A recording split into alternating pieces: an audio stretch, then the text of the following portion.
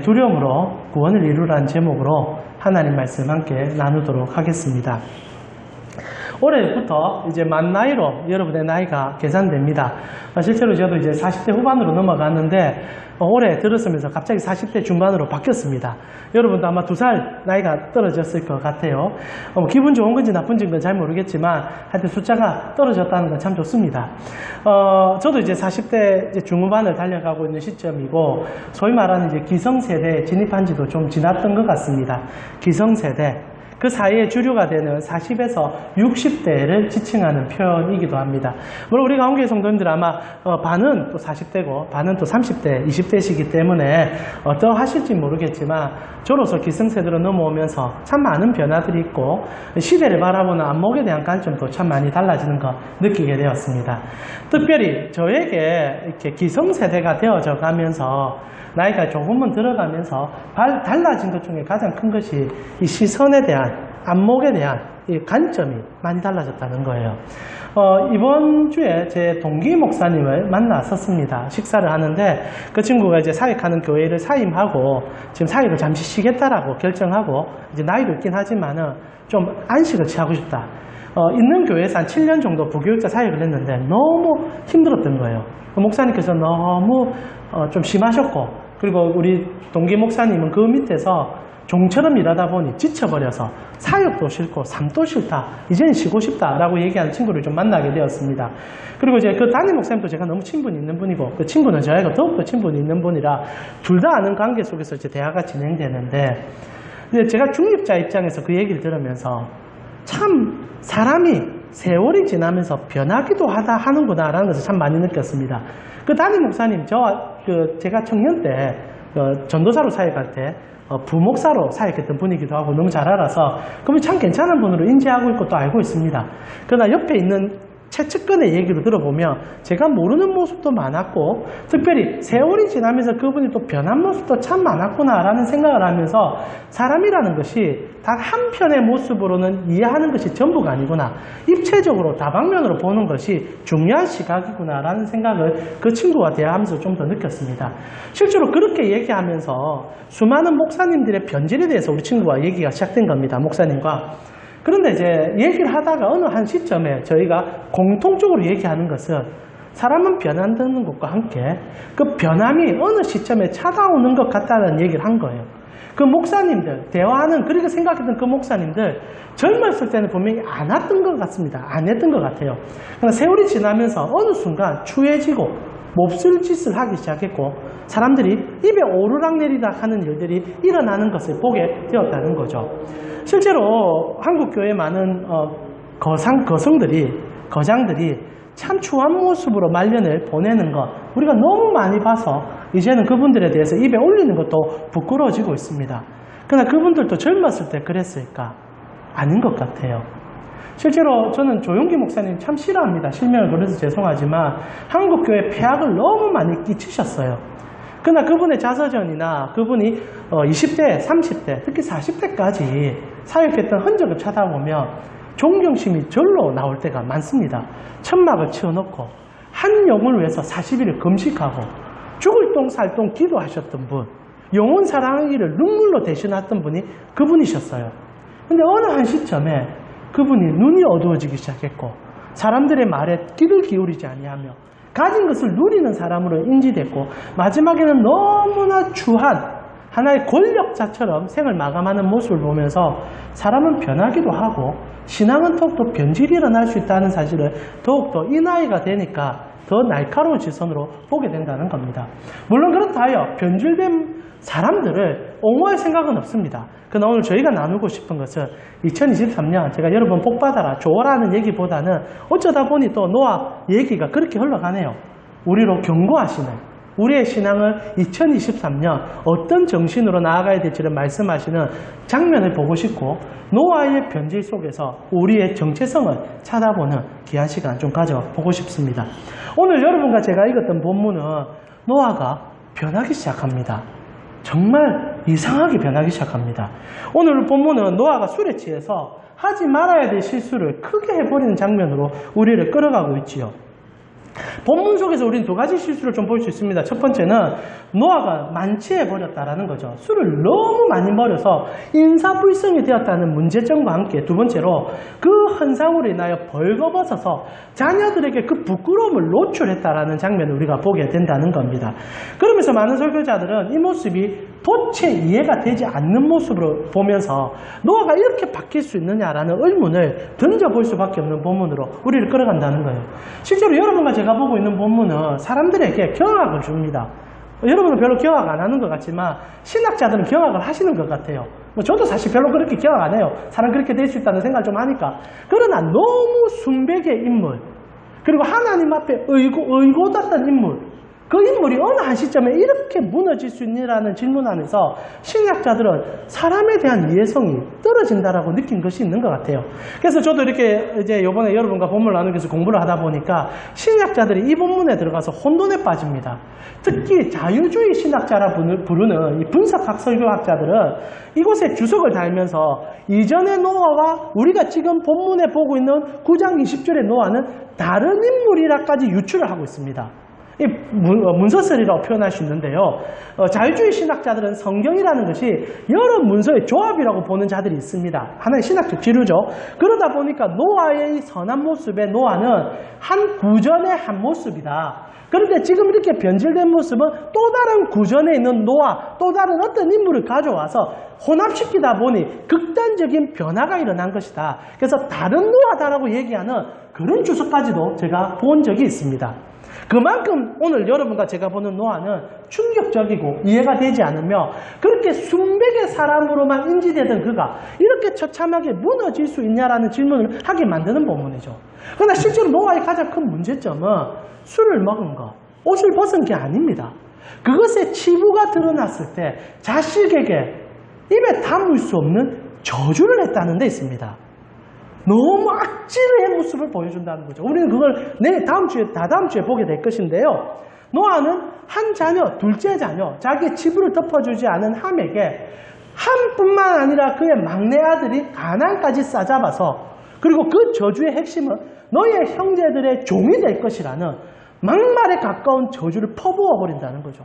어떻게 노아가 이런 입에 담을 수 없는, 그것도 자녀를 향하여 자기가 잘못한 치부가 본인이 잘못해서 드러난 치부를 어떻게 덮고자 그런 막말에 가까운 일을 하냐는 거죠. 그래서 사람들은 노아의 이 모습에 혼돈을 느끼고, 그리고 어떤 해석을 하든 간에 정답을 주지 못하는 모습으로 보이게 된다는 겁니다.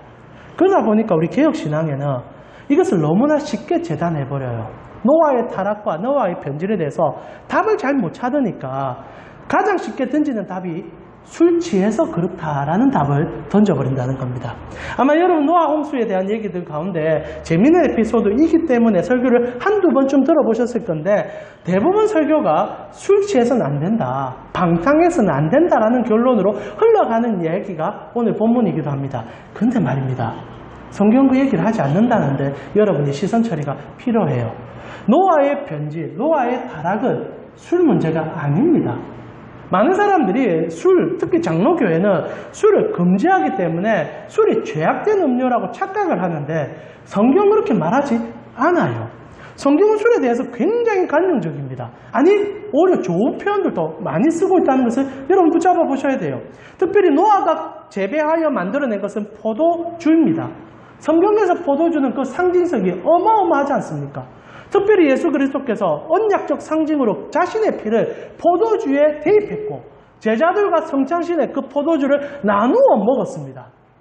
그런데 노아가 마신 것이 저주의 음료수, 추악한 음료수, 사람을 탐닉하게 만드는 저주의 물이라 말한다며 이거 해석이 이상해진다는 거죠. 실제로 성경에서 포도주는 거룩한 하나님 앞에 드려지는 제물로 사용되고 있다는 것도 묘사해 줍니다. 민수기 15장 10절에 보니까 우리 술에 대한 이미지를 조금 더 정리해 봅시다. 15장 10절에 전제로 포도주 반흰을 들여 여호와 앞에 향기로운 화제로 삼아라라고 말합니다. 하나님이 술을 제물로 받는다는 겁니다. 말 그대로 술을, 알코올을 하나님이 흠양하신다는 거예요. 여러분 이해가 됩니까? 특별히 한국교회, 장로교회 안에 있는 사람들에게는 이 말은 경기를 일으킨 말이죠. 그래서 많은 주석가들은 이 말이 술이 아니라 포도즙이다. 아니에요.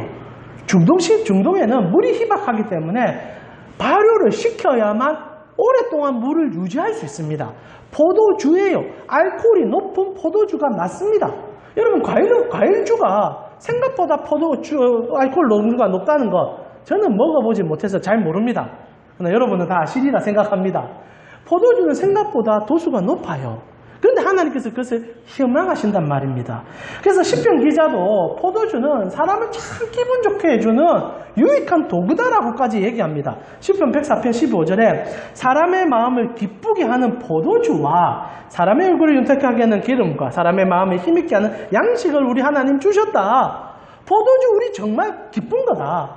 실제로 술이라는 것이 잘만 이용되면 사람의 마음도 녹여주고, 그리고 특별히 지금같이 추운 날 저렇게 극지방에 있는 사람들 술 한잔 하면 몸도 따뜻해지고, 그러면서 좀 좋은 분위기도 만들 수 있고. 물론 여러분 이래 말하니까 강 목사 술 많이 먹구나라는 생각하지만 저는 일평생 술을 입에 내본 적이 딱 한 번밖에 없는 사람입니다. 그래서 저는 자신 있게 말할 수 있다 생각을 해요. 여러분, 술은 나쁜 게 아닙니다. 그러나 성경에는 또한 이 술을 가지고 조심은 해야 되는 것을 수없이 얘기해 줍니다. 특히 술로 폐가 망신한 사람 있지 않습니까? 삼손. 술을 너무 좋아하다 보니, 특히 여자도 너무 좋아하다 보니 두 눈 다 뽑히고 얼마나 비참할 정도로 생을 마감하는 인물이 됩니까? 특별히 제사장이나 여러분 잘 알다시피 하나님 앞에 서원한 나실인 같은 경우에 술을 조심해야 된다 얘기하고, 특별히 제사를 드리는 집례기간이나 서원한 나실인 같은 경우는 일평생 포도주를 먹지 말라라고 얘기하기도 합니다.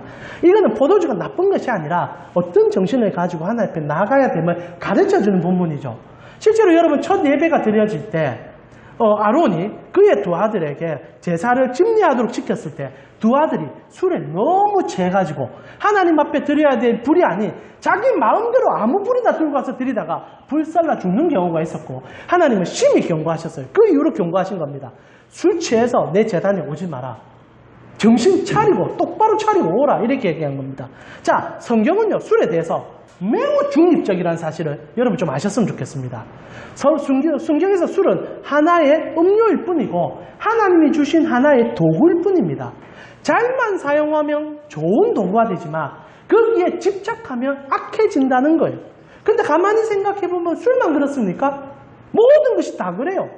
최근에 마약이 가장 큰 문제를 일으키고 있습니다. 어떤 무엇보다 가장 많은 이렇게 중독성을 이루기 때문에 마약은 우리에게 무서운 것이라 인지됩니다. 그러나 마약이 있어야 말기 암 환자라든지 고통을 받고 있는 치료를 받는 사람들에게 또한 안식을 줄 수 있음을 여러분 모르지 않을 겁니다. 어떻게 사용하냐가 중요하지 그 자체가 잘못된 것은 아니다라는 거죠. 실제로 마약보다 더 큰 중독성을 가진 것이 일반적으로 허용되고 있습니다. 뭡니까? 담배. 담배의 중독성은 마약을 뛰어넘습니다. 그리고 그의 담배의 그 독성은 실제로 마약보다 더 심각할 수 있습니다. 그러나 그 중독성이 열타하여 허용해 주기도 하고 보여주기도 하죠. 중요한 것은 사람의 판단이 아닌 내가 그것을 어떻게 사용하냐가 굉장히 중요하다는 겁니다. 자, 그랬을 때 노아의 우리의 실수를 하나 벗겨봅시다. 노아는 술을 취했기 때문에 잘못을 저지른 것은 아니다라는 거예요. 노아가 술 먹은 것은, 술을 빚은 것은 잘못이 아닙니다. 그렇다면 노아가 벌거벗은 게 잘못된 겁니까? 그가 추태를 부린 게 잘못된 겁니까? 그것도 아니에요. 여러분과 제가 보고 있는 성경을 보면 노아는 자기 장막에서 벗었던 겁니다. 다시 한번 볼까요? 9장 21절에 포도주를 마시고 취하여 그 장막 안에서 벌거벗었다라고 되어 있습니다. 그 장막 안에서, 자기 집 안에서 벌거벗는데 뭐가 문제가 됩니까? 여기에 대한 여러 가지 해석이 있을 수 있지만 우리가 거두절미하고요. 한 가지, 내가 내 집에서 팬티 안 입고 있는데 그거 사실 누가 흠보겠습니까? 물론 그래도 입고 있어야 되겠다 얘기할 줄 모르겠지만 문제가 그렇게 될 것은 아니다라는 거예요. 이것 가지고 죄악을 끄집어내면 안 된다는 겁니다. 자, 여러분, 술 취해서 노아가 죄를 저질렀다. No. 벌거벗었기 때문에 그가 허물을 저질렀다. No. 노아는 그런 것으로 실수를 한 사람이 아닙니다. 그런데 성경은요, 실제로 노아가 잘못하고 있는 모습을 강하게 어필해요. 여기서 우리가 꼭 알아야 되는 내용이 등장합니다. 실제로 한글 성경에는 이 내용이 죽어버려요. 번역이 너무 아쉬운 것이 있습니다. 그게 29장 20절이에요. 우리 9장 20절 한번 다시 한번 읽어보았으면 좋겠는데요. 9장 20절 같이 한번 읽어보겠습니다. 노아가 농사를 시작하여 포도나무를 심었더니 라고 되어 있습니다. 자, 노아가 농사를 시작하여 포도나무를 심었다. 근데 이 본문이 지금 일어나는 노아의 모든 잘못된 행동의 시발점이고 그가 왜 그런 행동을 하게 되었는지를 끌어가는 견인차입니다. 여러분 주보에 그래서 제가 좀 설명을 담아 놓았어요. 오늘 설교 들으시고 집에 가서 다시 한번 체크해 보시면 됩니다. 이 본문은요, 실제로 우리가 의역을 했습니다. 한글 개역 성경은 의역을 했고 대부분 번역본도 의역을 했었습니다. 왜? 의역을 할 수밖에 없는 상황이기 때문이죠. 실제로 원어적으로 보게 되면 이 본문은 이렇게 해석할 수 있습니다. 그리고 노아는 포도를 시작하였다. 그 땅의 사람. 이렇게 번역이 됩니다. 그러니까 이것을 매끈하게 원어 그대로 번역하게 되면 두 가지 번역이 나올 수 있습니다. 첫 번째는 노아는 땅의 사람이 되기 시작했다. 그리고 그가 포도나무를 심었다. 때로는요, 노아, 땅의 사람이 포도를 심기 시작했다. 이렇게 해석하는 것이 맞다라는 겁니다. 성경에서 농사란 말은 아예 없어요. 노아를 등장할 때 농사란 말은 아예 지워져 있습니다. 다만 땅의 사람이라는 표현 하나를 놓고요, 포도는 나옵니다. 심었다는 표현은 나와요. 그러니까 땅의 사람 노아가 포도를 심었다라는 표현으로 우리를 끌어간다는 겁니다. 자, 이게 왜 충격이냐? 노아는 땅의 사람이 아니었기 때문입니다. 여러분, 우리가 본문을 한번 찾아볼까요? 창세기 여러분 5장 29절에 아마 PPT는 조금 뒤에 있을 겁니다. 5장 29절에 노아에게 하나님이 주신 가장 큰 은혜 중에 하나가 이렇게 묘사되고 있습니다. 그의 첫 시작은 이렇게 시작되는 거예요. 우리 같이 한번 읽어보겠습니다. 5장 29절 같이 읽겠습니다. 이름을 노아라 하여 이르되 여호와께서 땅을 저주하심으로 수르그럽게 일하는 우리를 이 아들이 아니하리라 하였더라. 자, 노아의 임무가 나오는데 노아는 땅이 저주를 받아 있는 상황에서 그 땅을 쉬게 만드는 안위의 사람이었다는 겁니다. 자, 세상 모든 사람들이 땅에서 저주를 받고 있는데 노아가 그 땅의 사람이 아닌 하나님으로 안식을 주는, 그래서 노아 이름이 안식 아닙니까? 쉼 아닙니까? 하늘의 안식을 주는 사람으로 그 사역이 시작됐다는 거예요. 근데 노아가 지금 지칭되기를 땅의 사람 노아라고 지칭되는 겁니다. 근데 여러분 이게 왜 어렵고 그리고 우리에게 왜 경각심을 주느냐? 노아까지 흘러오는 이 시점에 땅의 사람이라고 지칭되는 모든 사람은 심각한 문제를 소유한 인물들이기 때문입니다. 가장 먼저 땅의 사람으로 불린 사람이 누군지 아십니까? 아담이에요. 땅이라 이름 지었던 그 아담이, 첫 사람 이름인 아담이 어느 한순간에 하나님으로 땅의 사람이라 부름을 받게 됩니다. 자, 우리 성경 한번 봅시다. 창세기 3장입니다. 창세기 3장 17절에 아담이 죄를 짓습니다. 하나님의 약속을 어기고 선악을 알게 하는 나무의 열매를 자기 욕심 때문에 먹게 돼요. 그리고 하나님과의 모든 연결점은 깨어졌고 저주를 받게 됩니다. 자, 아담이 잃어버린 게 뭔지 아십니까?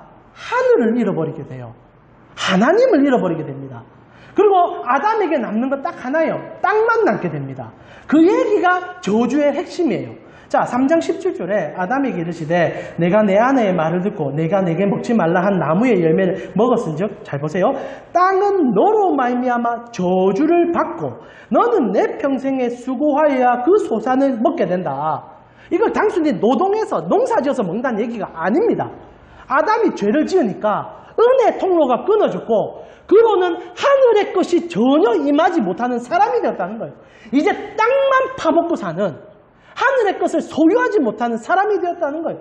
이것을 가장 적나라하게 보여주는 성경이 전도서 아닙니까? 해 아래 새 것이 없나니 해 아래 저주를 받았으니 해 아래는 유대적인 세상, 돌아가는 세상이니 전도서는 허망하고 개통스러우며 인생의 아픔을 계속 연변합니다. 그러면서 저희가 설교 한번 했잖아요. 전도서가 뭘 보여주고 싶습니까? 우리는 이 땅의 것이 아닌 하늘의 것을 봐야 된다.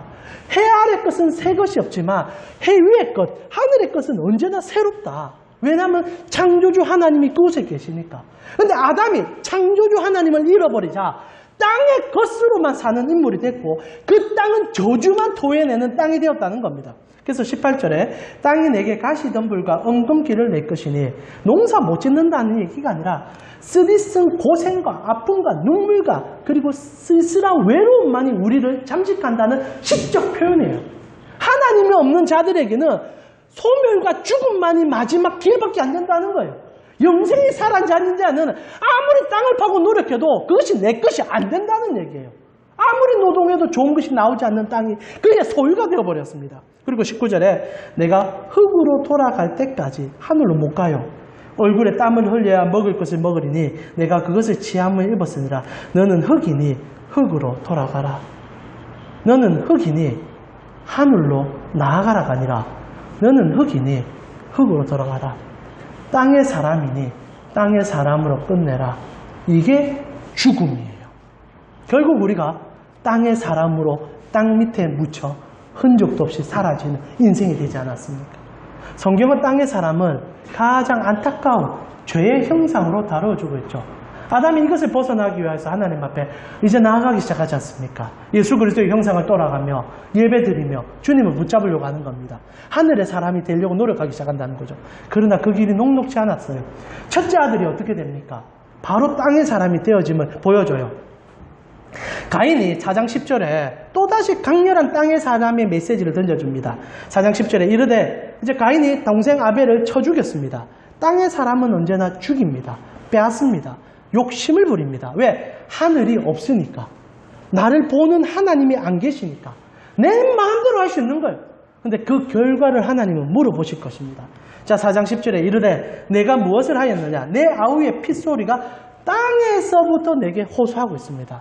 땅의 저주를 받은 그 땅이 이 가인에게 호소가 시작되는 거예요. 진짜 무섭죠. 저주받은 땅은 우리에게 호소하는 땅이에요. 그리고 땅이 그 입을 벌려 내 손으로부터 내 아우의 피를 받았은즉 내가 땅에서 저주받은 거다. 저주받은 삶이 끊임없이 저주의 연장성으로 가고 있다는 겁니다. 그런데 노아가 이 저주받은 땅을 아니하는 사람으로 등극했다는 거예요. 그게 이제 참 노아의 첫 시작이었던 겁니다. 5장 29절 우리 읽었던. 그런데 말입니다. 오늘 본문에 우리에게 충격적인 것은 하늘의 사람인 노아가 땅의 사람이 되었다라는 거예요. 포도 농사에서 술 취한 게 문제가 아니라 벌거벗은 게 문제가 아니라 그가 땅의 사람이 되었다는 겁니다. 우리는 충분히 유추할 수 있습니다. 노아가 방주를 짓는 그 동안 그리고 하나님과 치열하게 살아갔고 저주받은 세상 속에서 혼자 의로움을 지키기 위해서 발버둥할 때는 그는 실로 하나님의 사람이었습니다. 하나님의 영향력을 드러냈고 그리하니까 120년간 방주를 지을 수 있었겠죠.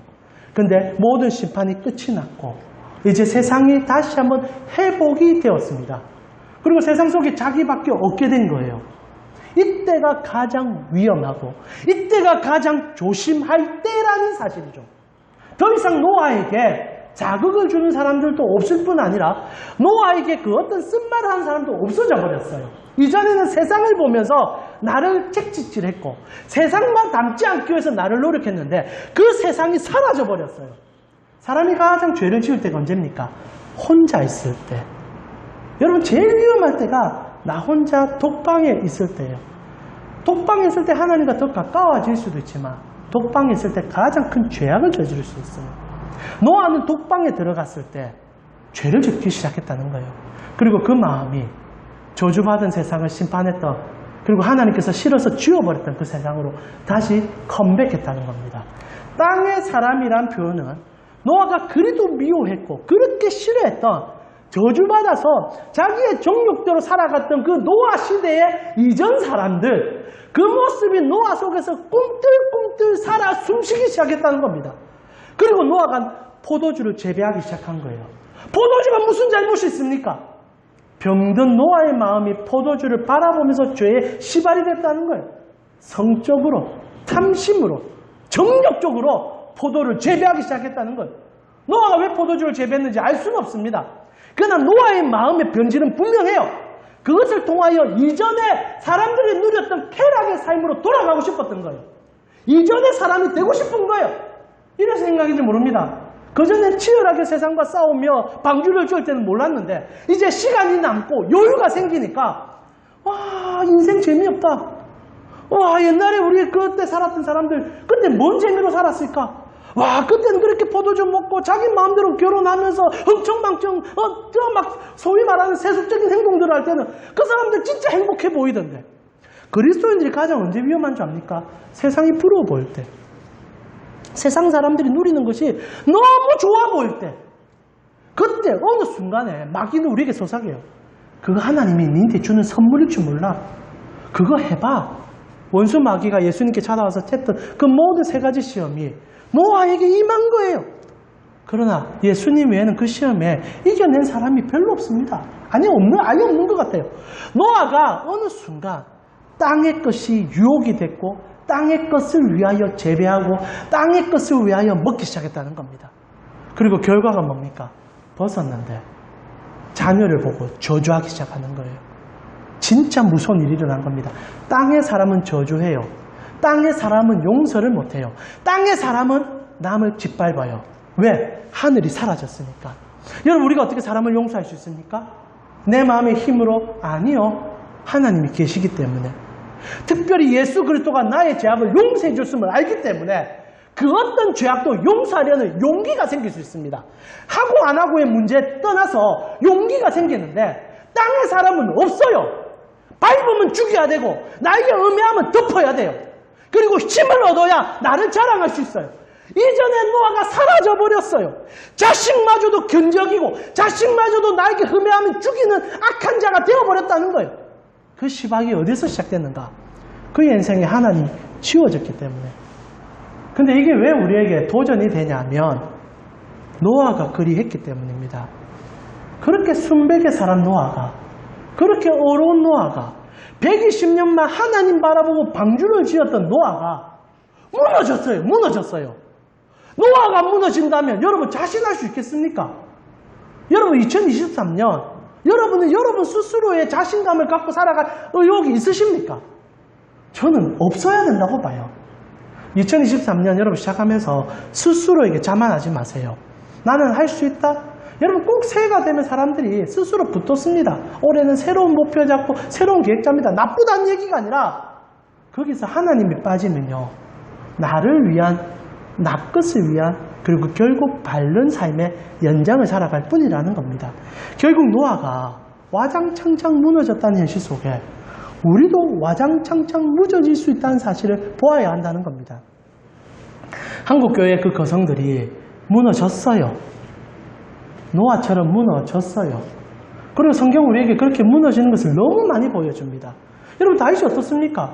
성돈 다윗이 그렇게 하나님을 너무나 사랑했던 다윗이 어느 날 가졌을 때, 누렸을 때 여인 하나의 유혹에 못 넘어가 살인죄와 간음죄와 그리고 거짓말을 해나가며 십계명의 전부를 다 어기는 추악한 인간됨을 보지 않으셨습니까? 사람은 자신하면 안 돼요. 다윗만 그렇습니까? 수많은 사람들이 하나님 앞에 어렵게 시작해서 열심히 달려가다가 그 말년에 추악한 인생의 말로를 보여줄 때가 너무 많았다는 사실과 성경은 그 사실을 우리에게 끊임없이 경고하고 있다는 사실입니다. 근데 또한 반대의 모습도 분명히 있어요. 오늘 노아는 무너지고 있지만은 오히려 무너졌는데 회복되어 그 끝이 너무나 아름답게 하늘의 사람이 된 사람들도 성경에 너무 많이 나와요. 대표적으로 아브라함입니다. 부인을 2번이나 누이라고 속이고 물론 살아가면서 여러 가지 신앙의 모습도 보이지만 그런 많은 실수를 했던 아브라함도 하나님을 닮아갔대 마지막에는 이삭마저도 드릴 수 있는 인물이 되지 않았습니까? 특별히 성경에는 저는 야곱을 주목하여 봐야 된다 생각합니다. 사기꾼이었어요. 형에게, 아버지에게, 가족에게 거짓말을 뻥뻥뻥 날리며 오로지 자기만 아는 인물이었습니다. 근데 그가 살아가면서 하나님을 만났고 하나님을 붙잡고 하나님 앞에 나아가기 시작했어요. 그리고 그의 말년은요, 파라오에게 축복하며 모든 사람에게 존경을 받으며 가장 건강하며 아름다운 하늘의 사람이 되어 하나님 품으로 가는 모습을 보여줍니다. 저는 앞에 삼손에 대해서 욕을 했지만 삼손은 사실 그 마지막은 너무너무 아름다워요. 2눈이 뽑히고 술과 여자에 취해서 살았던 그 인생인데 하나님 앞에 다시 한번 자기가 회복되어질 때 자기 생명을 다하여 하나님 앞에 나가는 인물이 되었다는 겁니다. 거기서 우리가 깨달은 단 한 가지의 사실이 있어요. 절대 나를 신뢰하지 말라는 것과 함께 하나님만 신뢰하라는 겁니다. 여기서의 공통점은요, 다윗도 똑같고 모든 마지막에 무너진 사람의 공통점은 어느 순간에 하나님을 잊어버렸다는 거예요. 하나님을 잊어버렸어요. 너무 자연스럽게 하나님을 잊어버렸다는 거예요. 그러다 오히려 말년에 더 아름다워져가고 하늘의 사람들한테 요즘 보면 너무나 심플한다. 그는 더욱더 하나님과 가까워져 갔다라는 겁니다. 그리고 가까워져 갔던 그 사람들은 하늘의 사람이 되어 하늘의 것을 세상 속에 보여주는 사람이 되었다는 거예요. 여러분, 절대 자만하지 마세요. 누군들 무너지지 않을 수 없는 사람 없습니다. 쉽게 무너질 것이고 쉽게 엎어질 것입니다. 그러나 여러분에게 있는 단 한 가지의 마스터키는 다윗이 무너졌지만 말년에 다시 일어설 수 있던 이유가 뭡니까? 그가 다시 하나님을 붙잡았기 때문에, 우리 구주 예수 그리스도의 십자가의 사랑을 다시 한번 그 손에 쥐어잡았기 때문에 그가 다시 한번 하늘의 사람이 되었던 것처럼 우리에게 있어서는 하나님 한 분 잡는 것이 여러분의 삶의 유일한 하늘의 사람이 되는 길이라는 거죠. 이것이 2023년 여러분에게 주는 하나님의 첫 메시지입니다. 저는 올해가 시작되면서 여러분이 간곡히 부탁드립니다. 나는 할 수 있어.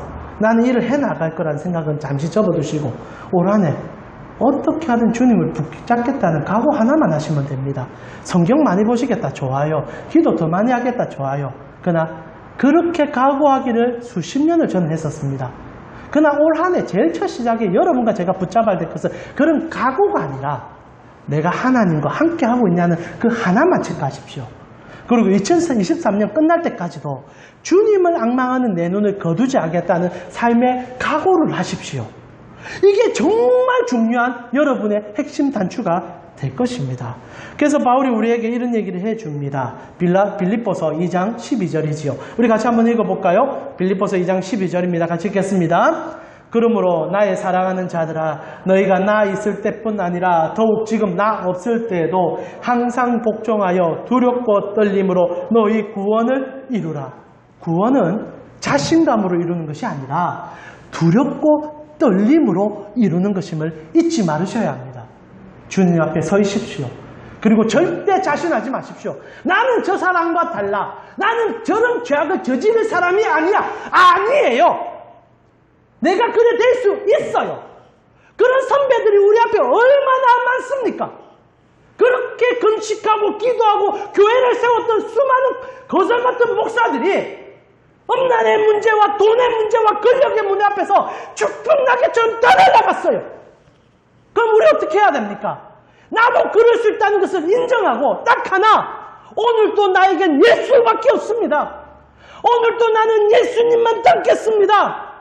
나의 기도 제목의 시작과 끝은 예수 그리스도입니다. 나를 자신하지 않겠습니다. 나는 넘어질 수 있습니다. 나를 인정하겠습니다. 2023년 예수님과 나아가겠습니다. 그때 바울의 이 두렵고 떨리는 구원이 여러분 안에 나옴을 통하여 넘어지지 아니하며 쓰러져도 일어날 수 있는 오뚜기와 같은 굳건한 반석 위에 있는 믿음이, 예수 위에 있는 믿음이 여러분에게 주어지게 될 것입니다. 2023년 예수만 따릅시다. 이 시간 우리 같이 한번 찬양 드리면서요, 올 한 해 주님만을 보겠습니다. 나를 신뢰하지 아니하고 나를 붙잡지 아니하며 예수 생각하고 예수로 마무리 짓는 한 해를 보내보도록 하겠습니다. 고백하며 은혜의 삶을 다시 한번 묵상하며 주어진 삶의 은혜를 고백하며 나아가면 좋겠습니다. 우리 은혜란 찬양 함께 드리면서 우리 올해 또 힘있게 주님과 함께 동행하며 나아가는 시간 보내봅시다.